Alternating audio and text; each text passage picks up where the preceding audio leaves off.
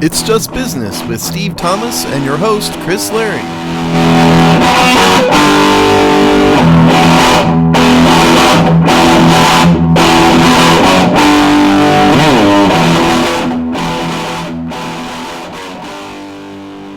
Hello and welcome to another episode of It's Just Business on the Hogside Network, the show where we look at the dollars and cents of the sports, business, media, industrial complex.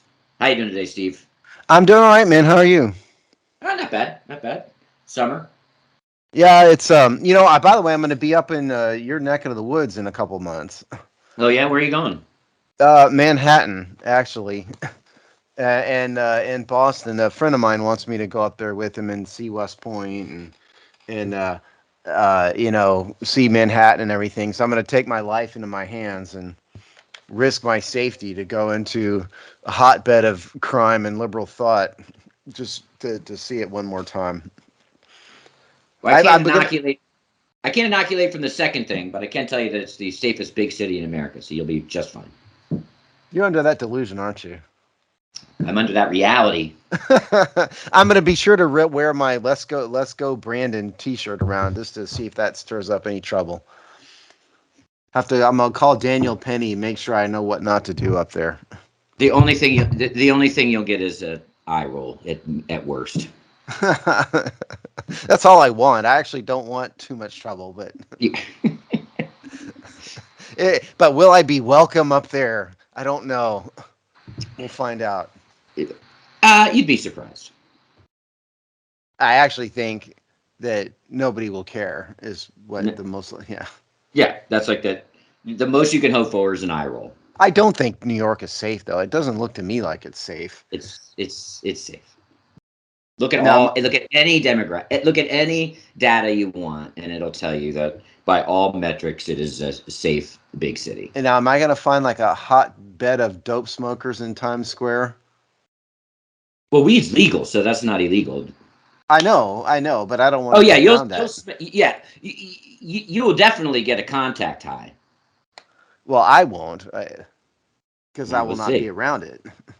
Well, I'm saying that's called walking down the street.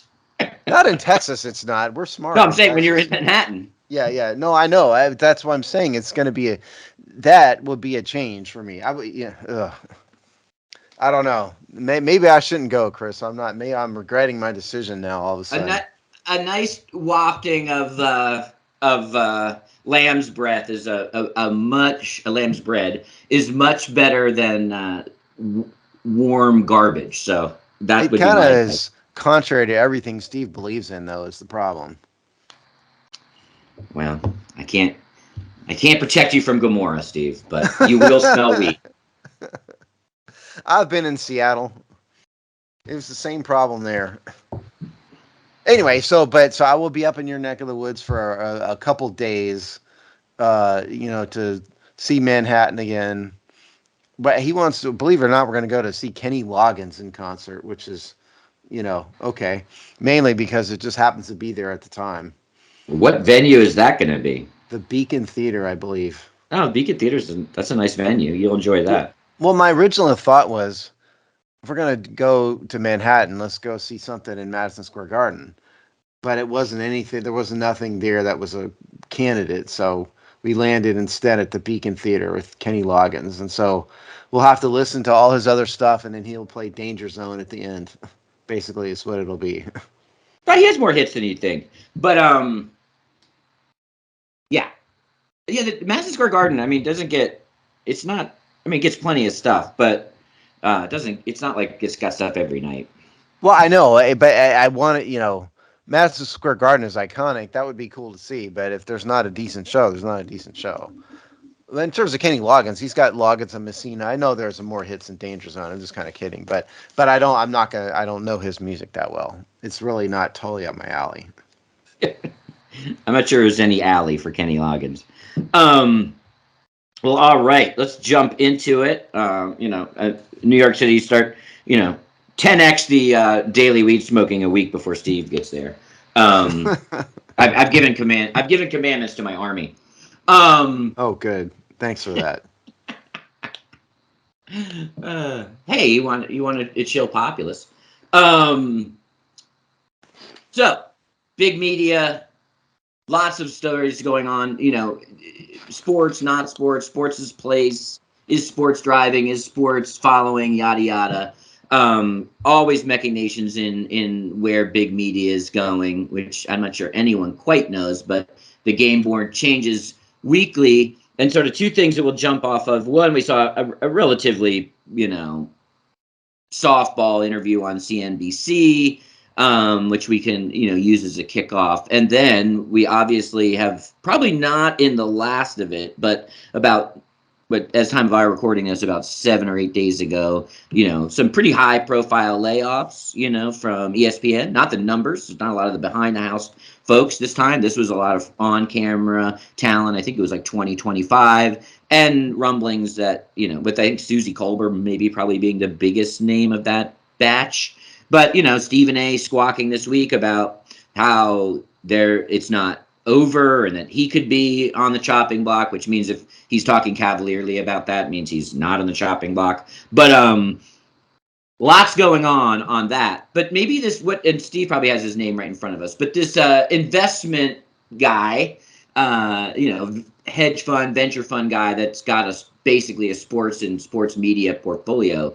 He said, and they were calling them the hybrids, these sort of mixed streaming and over-the-air broadcasting giants will continue to fight over sports and figure out how they pay for them after they pay these bloated prices, and that more consolidation is what we will see happening. I'd actually argue that's already happening. So I think, the commentary was a little bit kind of behind the news, not in front of it. Steve, what was the guy's name, first of all? The guy's name is George Pine. He's the founder and CEO of a place called Bruin Capital. And with the interview he's talking about is on CNBC, dated Thursday, July 6th. And if you want to Google this, the entry was called, "We will start to see more old and new media combos in sports broadcasting, Bruin Capital's Pine." So yeah, I kind of think the interview itself was a bit of old news, unless you just haven't been paying attention. We kind of made fun of the host there for asking some dumb questions, but a big part of what Pine was saying was talking about was how the various leagues have a mixture of streaming and network media deals, and he's basically saying this is going to continue. But it's already started now. Look at the NFL, which I didn't realize this, but their media deals are signed for 12 years. But they've got multiple networks. They've got streaming rights. Excuse me. Better. The NBA is going down that same path. And what Pine is talking about is that all of the broadcast networks now have to have and do have and are going down the path of multiple ways to watch their programming. Network, streaming package, maybe there could be a different source than the network for streaming. Look at what the NFL has done, and I was a bit surprised that the CNBC guy was treating this as some sort of new revelation. You and I have been talking about this for years on this show at this point. So I don't know if this is more the future than it's less the future and more the now, I think. Yeah, now it might be a messy now, but I think it's definitely now. All of these networks that they talked about already are doing this. Now, you can kind of separate this into two columns. There's the incumbents, which is kind of all of these media properties and media brands that we've known about and have been in our lives in some way for a long time. And then there's the new players, the Googles and the Apples and the Amazons. At this point, the only real difference is that the Apple, Amazon, Google ones don't have broadcast networks. And the business thing that we're seeing, and he talks about this, the smart one, the investor guy. George Pine. Pine, yeah, he talks about this. He said what people are basically trying to sort out is how do you more quickly replace the vanishing carriage fees? And what carriage fees are what these cable companies would pay just to have their networks in their package. Whatever was your local monopoly for cable, in your region or state or city or whatever. I mean, it was different in different places. And the carriage basically what amount that cable company was getting, or a package of cable companies, as that started to kind of centralize itself over the history of cable. Now, carriage fees are still very lucrative. Let's not lose sight of that. People are still making money on these carriage fees, but they're going away, and everyone's now got mixed broadcast, streaming, yada yada.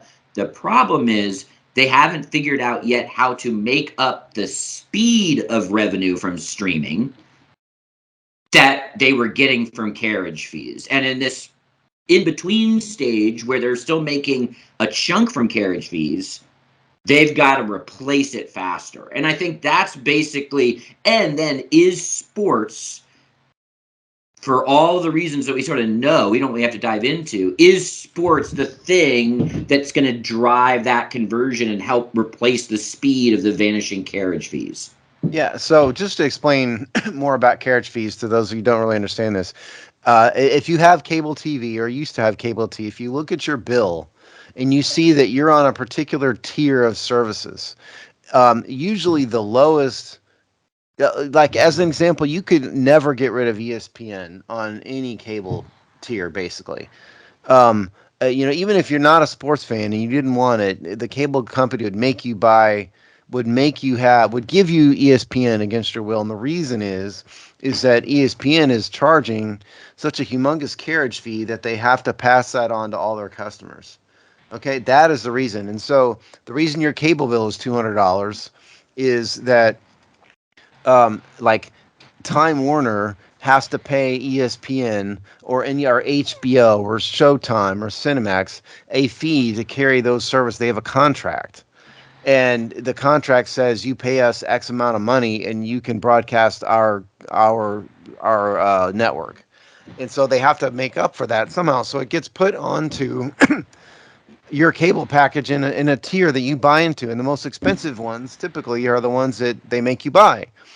And so that's what a carriage fee is. And so what Chris is talking about here is as that model dies, because let's face it, if you go like a decade from now, I don't know if there's going to be broadcast networks. Honestly, there may not be, but Well, they won't be how? delivered through a cable underneath the ground. Right? Yeah. But it really begs the question of, is Channel 12 in your local market still going to be a thing? Probably because there's local news and local programming, but it'll be much less. But my It'll still point be a is, website. yeah, possibly, yeah, yeah, that may be more accurate. It's just a website. But the point here is, how do you make up the carriage fees? Because streaming is a growth model. Still, it's not at its peak. Because every business has a life cycle, right? So you have business that's a startup that's not making any money. They have to put in a lot of money to get started. At least like one of our favorite sites is The Athletic. The Athletic is a perfect example of like a life cycle of a business. So when it started, they got a bunch of venture capitalists together. They probably have some loans. They put a ton of money into it with no customers, and they went out and they just flat out bought a bunch of very prominent writers. And they put it out there and the idea was we're going to lose money up front so we can grow an audience and then eventually make money. And you've seen The Athletic went through that to now we have a solid customer base. Then we've heard in like the past year or so that now they had to undergo layoffs because their costs are too expensive. So this is a life cycle of a business. So, Well, wait, you're forgetting one key part about The Athletic, though. Yeah, go ahead. Which was that a key goal of theirs probably, they had two paths to success. Either just earn enough of an audience where you're going to be able to eventually make revenue off that fast growth venture capital growth, subscribers, writers, etc., or sell. And that's in fact what they did. So Athletic was bought by the New York Times company. So they were bought by a giant old media conglomerate. And now it's not, now the New York Times is, which I think was a smart buy on their part, is now going through and doing the cost saving things that you need to do to now make it viable for why they bought it, which means, cut staff, which means, having a writer for every team in every region, suddenly in that model is not going to be cost effective. So, the New York Times business department or whatever is basically going through and solving for efficiencies for, so that it makes sense in their portfolio. Yeah, that's a good point. Part of a lot of the goals of some of these businesses is just to sell. Like if you watch like Shark Tank on what is that, ABC, a lot of times those the Shark Tank people just tell the people, yeah, it's just you ought to just sell it. So a lot of times the goals of business is just to build it up and then sell it to a bigger company, kind of get swallowed. But my point is, as relates to sports media, my point is that cable TV is on a downward trajectory, whereas streaming is still on an upward trajectory. And so the future may be streaming, but the money right here today is probably still cable. And so how do you make up the delta for these carriage fees? That's a bit of an open question. Part of the answer is growth of the audience of users, which will spur advertisement.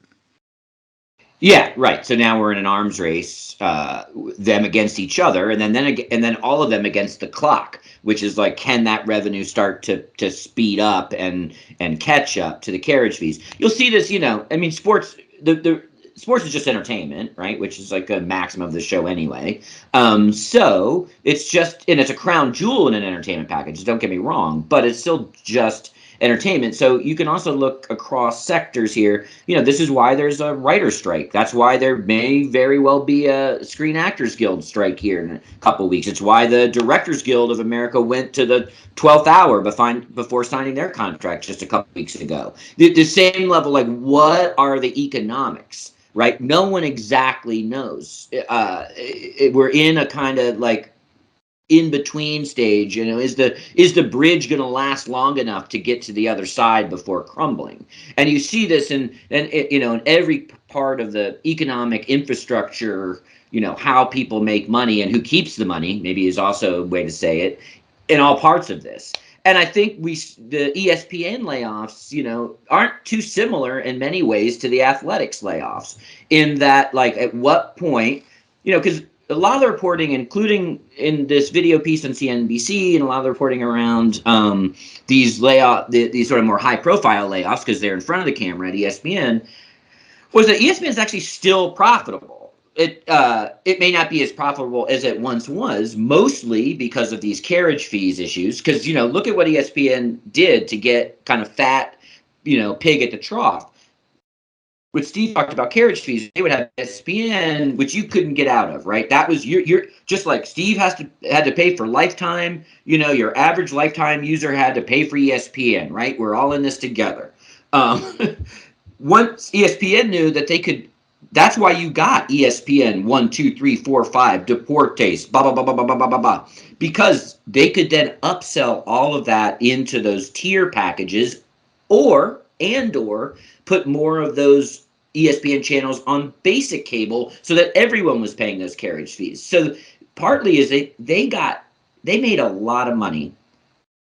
And now when you can still be profitable, but if your profit margin has gone significantly down, then you've got to deal with it. And as Disney has to integrate all of these big properties and has their own headwinds to deal with as a big media conglomerate that we've just talked about, they're going to have to also heal and be efficiently managed. And you can tell that similarly, ESPN does not see the financial value, just like The Athletic is doing, or more correctly, the New York Times, is they're making editorial business decisions that they don't need the coverage. They don't need reporters in every market. They don't need regional coverage. They don't need that many people doing news gathering.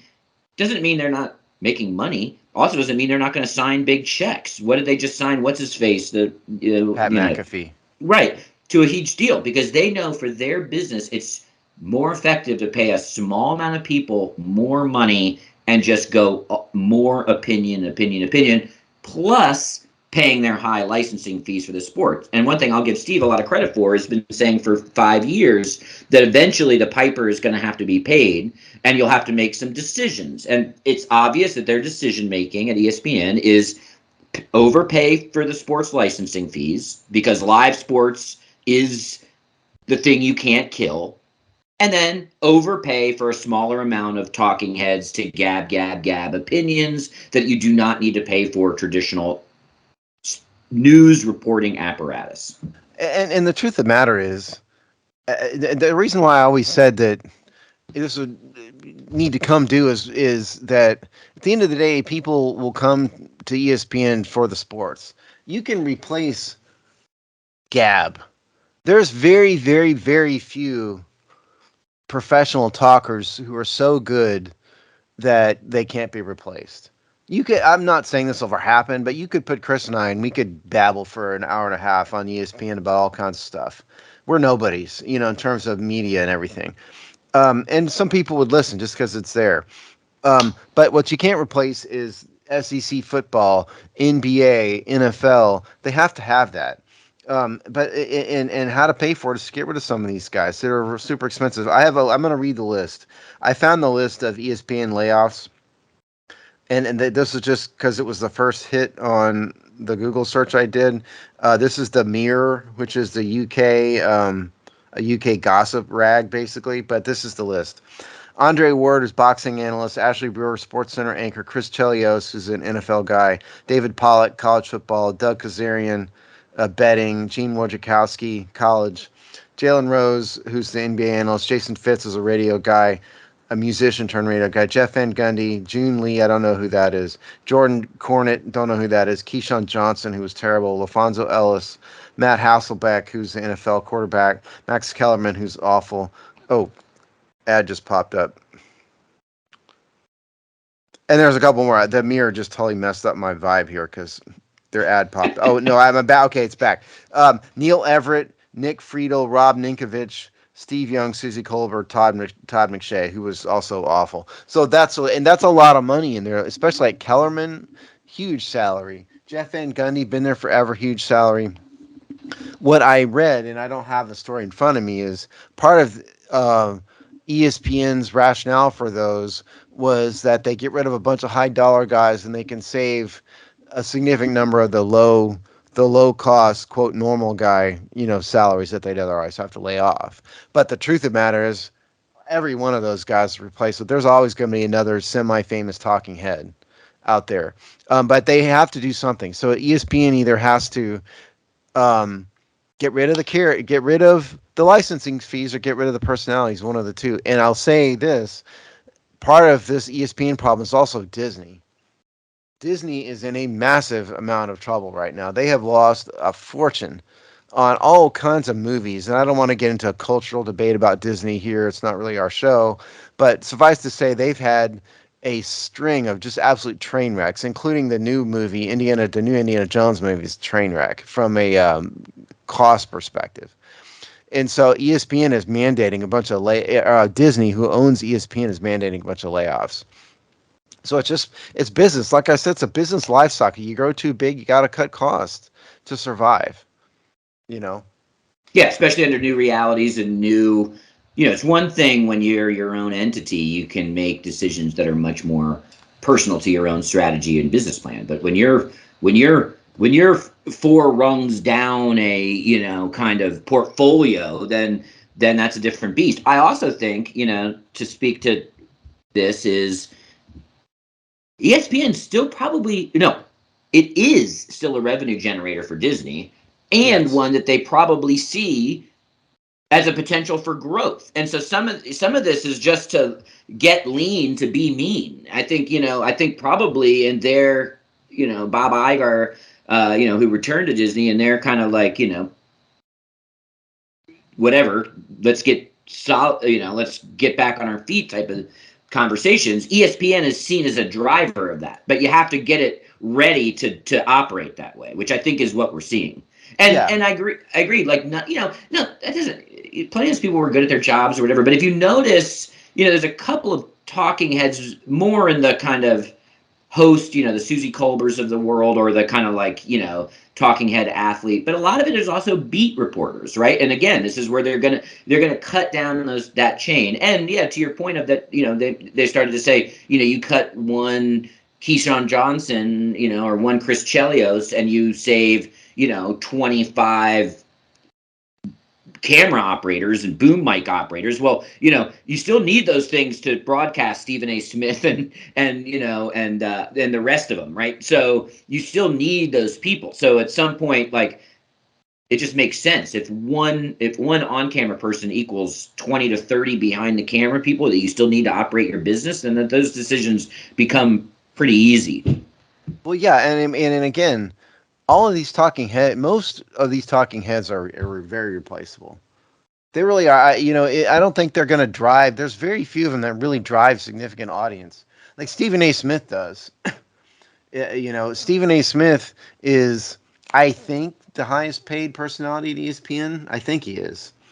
But I think he's one of the very few that's unique enough. You may love him or hate him or whatever, but he drives an audience. But most of these guys like Keyshawn Johnson and Jason Fitz, and you may listen to them or watch them because you're bored and it's there, but they're not really driving an audience. And if they can get rid of multi-millions like that, feel free. And Disney's I think they've laid off 7,000 people. And I agree with you, Chris, that in the world of Disney problems, ESPN is at a minimum much less of one. If they're making any money at all, that's a benefit. That's a bonus. That's a good thing. And so Disney probably mandated increase the profit margin. How to do that? Keep the live sports, get rid of some high salaries, replace them with other faceless talking heads, and the profit margin goes up. And yeah, totally agree. And we'll see, the kind of capper to this, which is probably the biggest thing to watch. And we've said this before, that kind of is the bellwether for where a lot of this is going, is just let's look at this NBA contract and whenever this new TV contract, and you'll see Disney pony up, right? So they've got money to spend when they need to on ESPN. It's just how they spend it, which is how we're going through. But and probably these things are connected. They're slashing overhead because they know they're going big on the NBA, or they're going to at least want to be booked, part of the conversation, which I think they definitely will be, and probably be part of that package that comes out on the other side. So, you basically just see, you see them sort of loading up for that next front in the streaming wars. Now, I'm going to be curious to see how much of NBA does ESPN Plus get exclusive rights, exclusive access to? Because that's, like, I'm not are you a subscriber to ESPN Plus? I'm not. No. Me neither. But that's the future. Again, if you go 10 years from now, I question whether there's going to be an ESPN, or will it all just be streaming services in one shape or form, where you subscribe to, or it's a package of subscriptions through, Time Warner Cable or Xfinity, which is Comcast or something. But they're trying to transition as many people as possible to streaming. That's why, again, you saw the Olympics on what's the NBC one, whatever it is. Peacock. Yeah, thank you. Peacock had a bunch of exclusive offerings that was only on Peacock. For example, and the whole Amazon, NFL's foray into Amazon is only streaming on Amazon. That's where they want to drive people, because again, you come back to business life cycle here. The streaming services are on the way up. Broadcast is at worst peaked and maybe on the way down, and so you want to drive the future business, and that's how to do it. And so it does circle all the way back around on this guy George Pine. Sort of the essence of what he was saying is that all of these American sports leagues have a variety of offerings to various services, because they want to achieve the maximum audience. How do you do that? You get some broadcasts, but if they don't have streaming packages in there, that's not the future. Yeah, 100%. And yeah, So that conversation was definitely like felt a little stale. Although I think that the Pine obviously knows what he's talking about.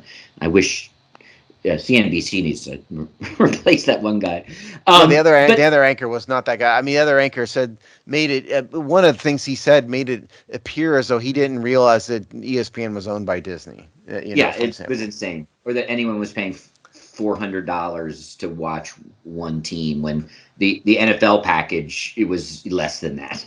Well, yeah, and would I necessarily expect the public to know that? No, but if you're going to be an anchor on a broadcast business network, perhaps you ought to do your homework. Yeah, it was embarrassing.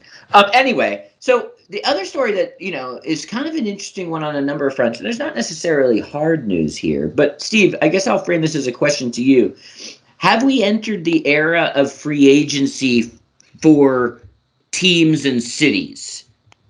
Are we in a kind of an era of a little bit more team movement than we've been sort of used to? Now that could just be a tick up of one or two, right? Like might be a small number, but it feels like we might see more franchises get on the road here in the next 5 years.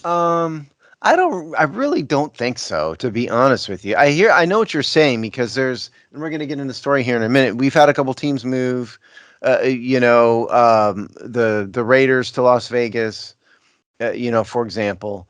There's now a NHL team in Vegas, but that's always kind of happened here or there, has it not? I mean, are we really having more over the past decade than we have?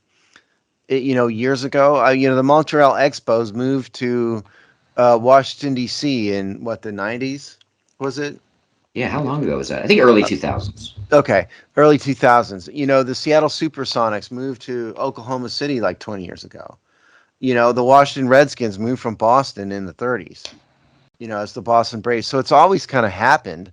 I really don't know if it's more now than it is. What I think has happened is Las Vegas has become a hotbed where it wasn't before. Everybody's afraid of gambling, and what causes us to think about this is I saw sorry, it's trying to make me accept cookies on my phone here. So we saw a story on Front Office Sports that says Las Vegas NBA ready project.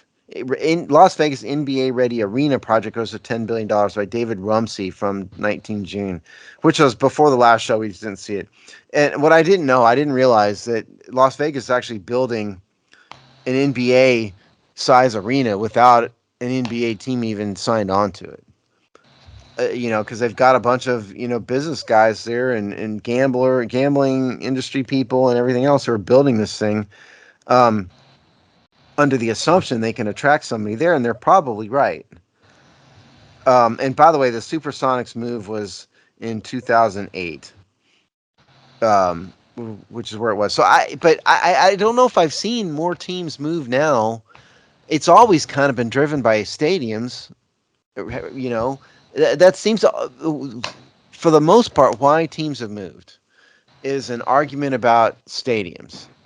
That's why the A's are moving to Las Vegas. It's in part why the Oakland Raiders moved to LA in the first place. So no, I don't know. What do you think? I don't know if we'll see, I think in the end, do the numbers differ that much, or does this sort of follow what, as you say, sort of a historical trend that there's always it's kind of like right here, right now, we're seeing this, so it's a bit of recency bias, maybe. Maybe, but what I find interesting, and this is where the other story that we were looking at were these stories around public financing of sports stadiums in Arizona. Recently, a new public vote referendum on public financing for a new stadium for the Phoenix Coyotes was rejected. Yeah, that is good. You're going to keep going, but the story was MLB hopes Coyotes rejection won't affect future Diamondbacks planned by Eric Fisher on the 19th of June. So go ahead. So it's just interesting about how different regions are either kind of becoming less hospitable or more hospitable And I wonder, and almost treating this like, how do we get ourselves ready to go for this, right? Almost like a team preparing for free agency or something. So, like, I find so, and so in places like Arizona, where maybe there it just isn't a big enough audience, big enough public appetite for public financing of stadiums. They have one sports team that I don't see staying there. I mean, a couple of years ago, we talked about how they're basically playing right now in like a 5,000, 6,000 seater. Right now in Phoenix, and that's not a big sports market necessarily. It's a big market demographically. It's populous, but it doesn't seem that those teams don't seem to stick or have the public will. And you go to a place like Buffalo, who just opened up the bank vaults for a public financing your stadium, or what Las Vegas is doing as a municipality. You just start to see like where there's kind of sentiment and where there's not sentiment, and does that the hospitability of these cities as they sort of prepare for this. I just find it interesting, as we sort of see what the public appetite is in these different places. Here's what's changed, and I'm a part of a professional organization for attorneys that do sports franchise and sports arena construction. I don't want to say what it is or anything, but what's changed is the money. Okay, so you go back 30 years ago, it did not cost $1 billion to build an arena. It didn't cost $1 billion to build a stadium even. FedEx Field was built for 350 million, something to that effect. And what we're looking at today is like 2 billion. And so when you're talking about public assistance, I think what has ratcheted up, to your original point, is that there's a greater public outcry against significant public assistance for this, because it's one thing to throw in a couple $100 million in tax credits, which is a lot of money, but it's not $1 billion of taxpayer money. Not even the federal government, which will light $1 billion on fire just for for the sport in it. States, that's a very significant amount of money, and so I think what has changed is the public outcry to that. And so if you have like the Oakland A's or the Washington football team or a baseball team in Arizona, they've always said, build us an arena or a stadium, we're going to leave. But the difference now is that it's such a greater public investment that I think the public has a much greater outcry to it. And two, having been on the inside of this, it is very complicated to do this. It takes a lot of effort and resources to get stadiums built, whether it's the government doing it through a quasi-governmental entity, whether it's private stuff, private entities. It is a ton of effort, and that has gotten more. And so I think it's exponentially more complicated. And so I think the stakes are higher, which ratchets up the tension. I think that's probably how I would maybe describe it. I would agree. I would just say I think there's a higher degree of variance by different regions, because we've seen, Tennessee opened up the bank vaults for that new football stadium. Buffalo opened up the bank vaults for that new stadium. I just think, I don't know if I would say it's a blanket statement that you see that where public sentiment is. I think it's there's much different regional. I'm not implying things. that. I'm not implying that there's a blanket sentiment. No. Yeah, so I just think, but I think you're right. I think you're very right in certain parts, and so it'd be interesting to me to see where that shakes out. And do teams start to, is there places that are just not hospitable, and places where it is, and does that help to spur movement? Which again, movement might be one or two teams move past the norm. Yeah. Now I would say that if you go look at what stadiums have been built recently, well, the ones in Las Vegas, who's building them? Those stadiums are private money in Las Vegas. Like Steve Wynn and others were behind the football stadium. What's it, Allegiant Stadium, Allegiant Field, and this story about the story about the basketball arena. Here, I'm trying to open it again here. It's a group. It's a group called Oak View Group. Is the entity behind that. And this is private money for the most part. There's always government involvement and stuff like this, but they've budgeted $10 billion for this, which is not just an arena. It's a mixed hotel, gaming, entertainment district. So they're planning an entire development around it. Where they get into trouble is when you have like the Washingtons of the world who want hundreds of millions of dollars, maybe even $1 billion of public money. Some places do it, like you said, Buffalo, Tennessee, but in other places that's a more difficult sell. But the hotbed is Vegas, and Vegas is all private money. Yeah, it'd be fun to dig into, all the different public-private boondoggles there. But yes, the main funder, and DC is going to be a definite, and there, I'm sure you all talk about it in the Hogsty. There's been some developments with the RFK site. It'll be super interesting to see what happens there. Well, let's stop you right there. We haven't talked about that yet on the Hawks side. We haven't have not had a show since I came out. So what Chris is talking about is there was a report that a congressional committee has been talking to the leadership of DC, and so this is a tweet from somebody called Evan Koslov, who is a WUSA 9. That's a local DC station, and it was a tweet courtesy of my colleague Dave on the Hogsty. RFK Stadium spokesperson for Representative James Comer confirms that they are preparing legislation that would allow DC to develop the RFK site, which is on federal land. This could allow the city to build new Washington Stadium or another mixed-use development. Now, that's just Comer is the head of a particular committee, the House Oversight Committee.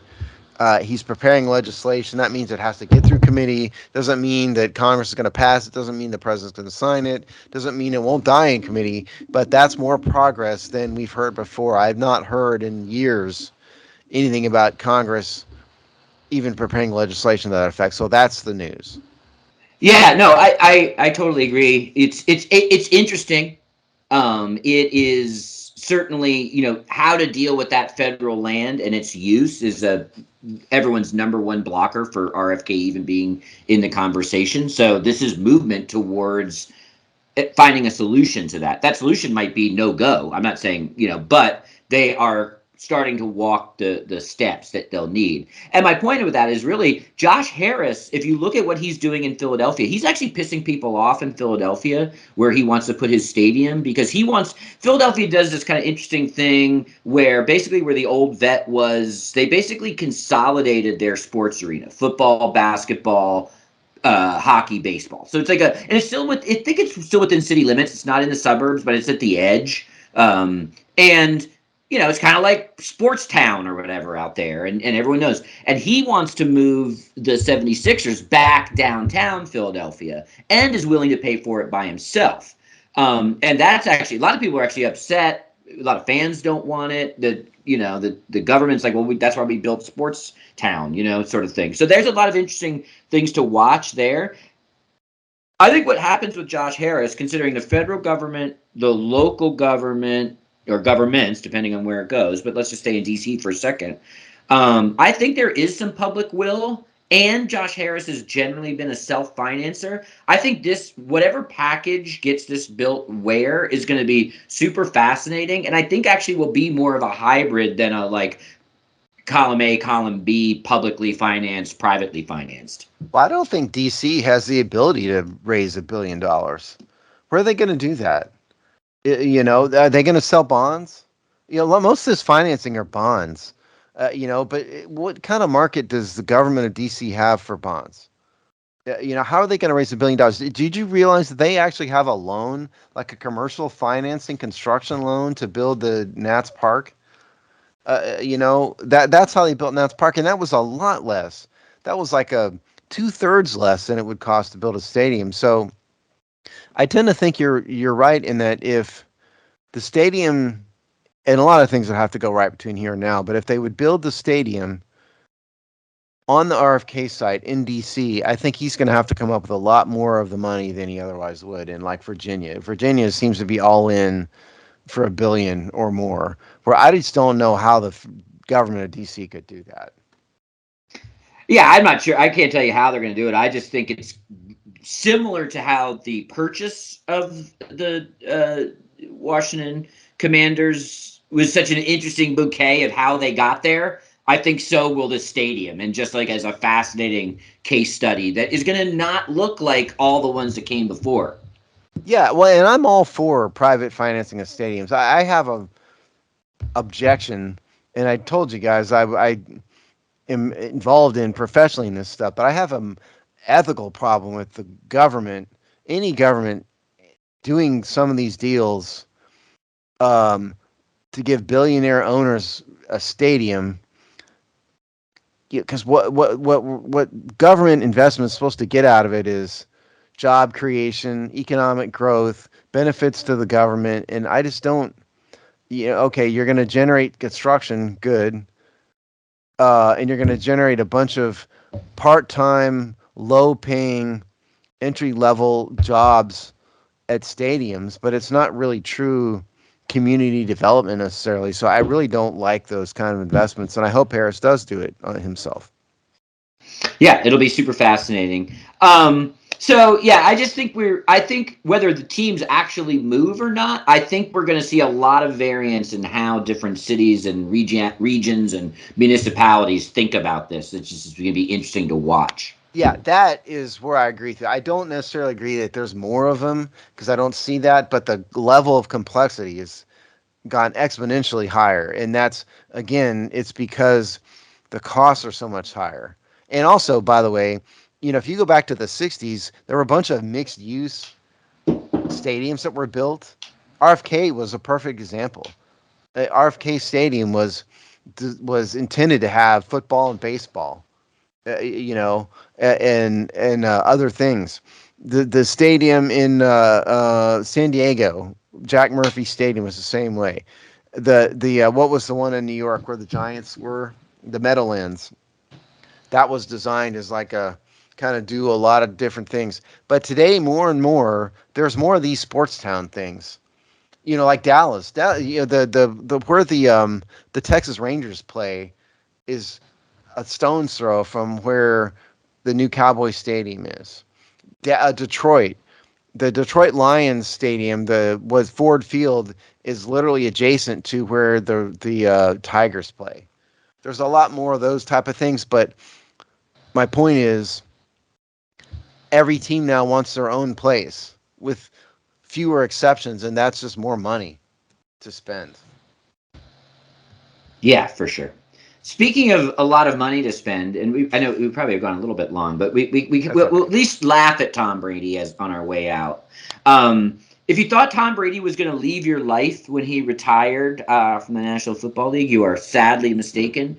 In fact, I think a lot of people are going to pine for the days when Tom Brady was maniacally, singly focused on playing quarterback, because now he is everywhere in our lives and is going to continue to be everywhere in our lives. But one way he's going to be in our lives is he seems to be in, let's call it, some financial trouble. Probably not really. Definitely some legal trouble, and definitely some reputational damage from this continued FTX and crypto fallout. But he's got a large area of risk from this, and there's a long article in the New York Times. Now, I don't have it right in front of I me. have it right in front of me. It's New York Times, called "How Tom Brady's Crypto Ambitions Collided with Reality," and it is by Aaron Griffith and David Yaffe Bellany from the 6th of July. So, um, yeah, he's in some trouble, and he was in deep, right? There's other athletes that have, probably took a paycheck or, endorsed, and not just athletes. He seemed to be in a couple different layers deeper into all this, both as sort of like, and now that him and Giselle are going through a divorce or have divorced, you're getting more information, I think, probably from her camp about what exactly went down, as they probably try to inoculate her from some of this stuff. But um, I don't know. We've laughed at Tom Brady before, but the autograph piece, Steve, to me is super interesting. That he was so in deep in this that he thought he was going to spin out a new company to do NFTs and blah blah blah, and that has and with SBF from FTX on his board, so on and so forth, and that the bottoms obviously already fell out on that a million different ways. How do you think he gets out from under this? He's already obviously took the loss, but like how does he weasel out of the legal part and keep his Tom Terrific vibes? Well, that's tough. First of all, the financially, he's in this for $48 million, of which 30 is his and 18 apparently is Giselle's. And I agree that Giselle ain't playing. This is probably coming from her. And if he wasn't just an investor, he was way in deep with this, more so than you might think. He was an ambassador for FTX, appeared in commercials. FTX had signed up a bunch of brainless celebrities, but Tom was Tom Brady was FTX to have like an ACT analogy here. Tom Brady was to FTX as Tom Cruise is to Scientology. Okay, that's what you can think of with this.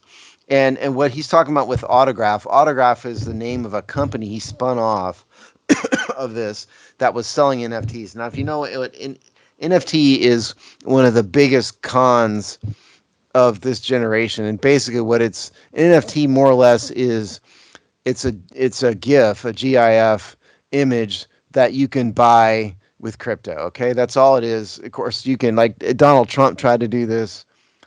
Well, you can just download it for free. So don't ever buy NFTs. But how does Brady get out of it? That is tough. Um, the first and most important thing I think is you blame Sam Bankman-Fried. You divorce yourself as much as possible from him.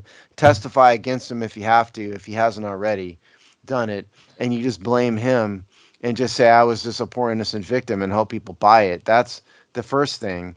I mean, the loss is the loss. He's going to take that, but I think Brady needs to think about um, what liability he may have. I'm not necessarily talking about criminal liability, but he's in deep with FTX. Is he going to get sued by other people? That's what I'd be worried about. And if it were me, I would point every finger I have. I'd point all 10 fingers and 10 toes to Sam Bankman-Fried. I think that's just to start with.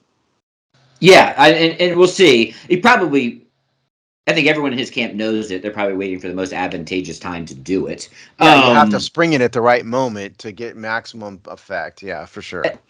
And he's already. I mean, there are already people that FTX defrauded that are already suing the two of them Yes. for tax damage or loss of income or whatever. I can't remember exactly, but they're already personally named in lawsuits, and there's already been. I think Kim Kardashian already had to pay. I think she had to pay the IRS a bunch of like back taxes on unclaimed stuff, and I think a few athletes have had to give some money back. So we've already seen money come out of pockets on celebrities. Not all Well, if FTX. you want just a few, I didn't mean to interrupt, but you want some names that are attached to this: Steph Curry, Naomi Osaka, Katy Perry apparently had talks but didn't get involved. Shaquille O'Neal is another one. Giselle in her own right, not just as Tom Brady's wife. And there's a whole list of others from movie people, sports people, all kinds of things. But go ahead. So I think we'll see a kind of over the next couple months and maybe even couple years, we'll see stories of these celebrities that are going to have to go into their bank accounts and pay somebody back. Whether it's the IRS in some cases, whether it's losing lawsuits to collective lawsuits of fraud, whatever. You'll get regular stories of some celebrity or paying back $1.5 million here, on this. The money will come back out of these wallets. Yeah, and it's not just private lawsuits. This column on the New York Times mentions that Lindsay Lohan, Jake Paul, who was the former YouTuber turned boxer, and then somebody called Soulja Boy. Have you ever heard of Soulja Boy? I mean, a rapper. Okay, and some other rapper named Lil Yachty. I've never heard of him either. But all of those four people have all been charged by the SEC with illegal promotion of crypto assets. So it's and Shaquille O'Neal was sued, like I mentioned before. So there is some potential criminal liability here. I don't know if Tom Brady is going to get charged with that, but at a minimum, they're going after Lindsay Lohan at least, and a couple of random faceless rappers. I'm actually, for the record, a fan of Little Yachty. I'm sorry to hear that, Chris. I actually do really like Little Yachty. I liked his cover of Boston's "More Than a Feeling." Yeah, no, he's an interesting guy. Whoever he is. Well, there we go. Yeah, it's funny. It's funny. We talked about the rise of this. We talked about like what is this? These athletes are starting to get into this a little bit. Then the like boom, then the crash, and now we're following the long tail of the aftermath. All's played out in the backdrop of this show. Here's the thing: most athletes are dumb. Okay. It's not to disparage athletes in particular, but just kind of the way life and genetics works. You can't be good at everything. A handful of people are, but most people, if you're a really outstanding athlete or you can emote on camera, you're not going to have the intellect to go with it for the most part. Just because, again, that's just life. I'm probably smarter than average and I'm below average in other things. That's just the way we all are.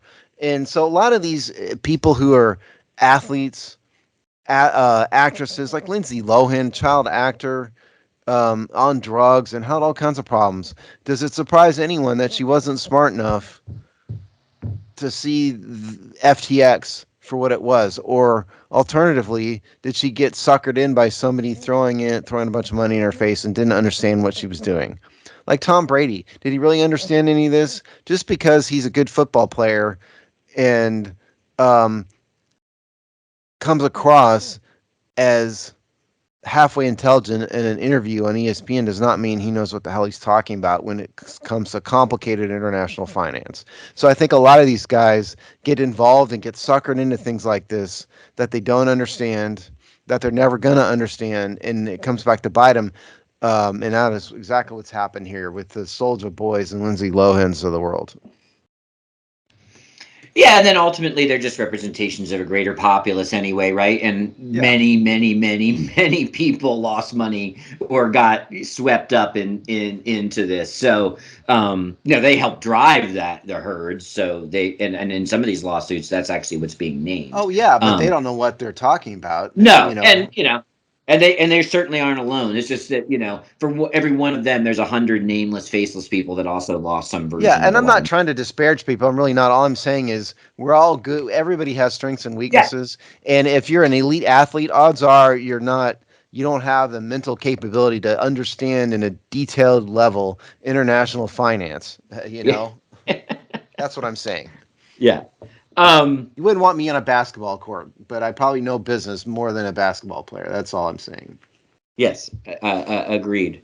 All right, Steve. So, well, I mean, I guess things are going to start to ramp up here sort of soon. Got a couple more weeks of slumber, but training camp's not that far off for the Hogs. Yeah, it's been a remarkably dead period for NFL drama. We're so used to having story after story after story in the offseason of Dan Snyder's foibles and all this stuff. It's been remarkably slow, which is interesting. But yes, so training camp, we've got about 3 weeks to go for training camp. So the Hogs side, we are trying to finish up our position group breakdown series, and we're catching up with all the ownership drama. We're gonna have some sort of Hogsty party when Danny is frog marched out of town here in a couple weeks. So we're gonna do something. I don't know what, but we're doing something to celebrate this event. So there's that. The Hogsty podcast is released every Thursday, and we have all of our regular written content. And we will see you in 2 weeks.